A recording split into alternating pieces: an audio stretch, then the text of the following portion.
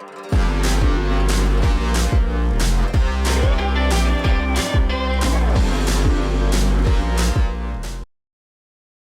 there, I'm Christopher Harrison, Senior Program Manager inside of Microsoft Cloud and AI.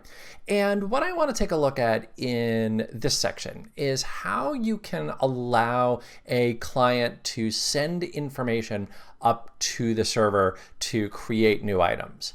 Now, when you're talking about a REST endpoint, REST is typically going to define the different operations available by the different methods or verbs. So to create new items, traditionally, this is done with POST. Now, the other big thing about POST is that you'll send information up inside of the body. So typically the first thing that you'll do is go grab the body from that request object, because that's going to contain the JSON payload that was sent up. And the body parser that we configured earlier will automatically convert the body that they sent up into JSON for us. Now, we always need to validate our data, and this is going to take a little bit of code. So to simplify things, I'm going to use some copy and paste. So the first thing that we're going to look to see is that we got a user and a currency. If we didn't, we're going to send down a 400 error saying that those items are required.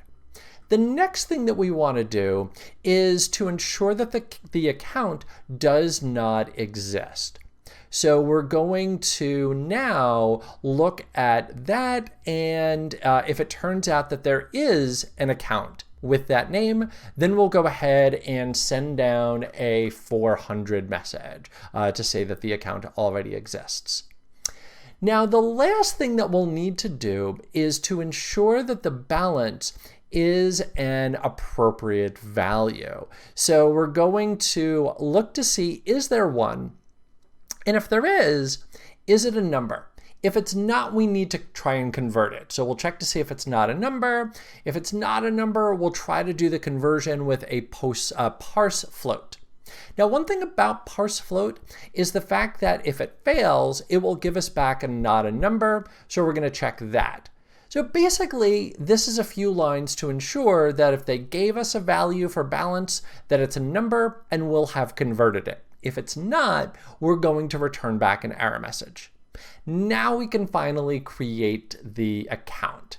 So we'll go ahead and set up the user, set up the currency, set up the description, or provide a default. We'll set up the balance. If we just didn't get a balance value, we'll set that to 0, and the transactions will be empty. Last but not least, we'll go ahead and then store that inside of our database. Now, traditionally, whenever you create a brand new item, you'll return this back to the client, because a lot of times you'll have generated maybe an ID or some other information on that account, especially if you're going to be storing this in a database. So now let's go back to our little client here, and I'm going to send a GET request here for Steve, and it's going to tell us that that user does not exist.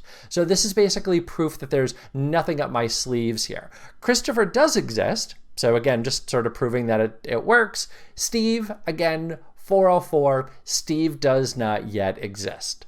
So let's create Steve here. So we're going to set our method to be POST. We'll set our application content type to be application JSON, and then we'll send up Steve euros and a balance of 500. We then get that value back, and now we can prove the fact that Steve does exist. When we do our GET request again, you're going to notice that that was sent down. And that is how we can allow for new items to be created inside of our app by using POST. In the next section, we'll take a look at a couple of other verbs to see how we can allow for deleting and modifying of data.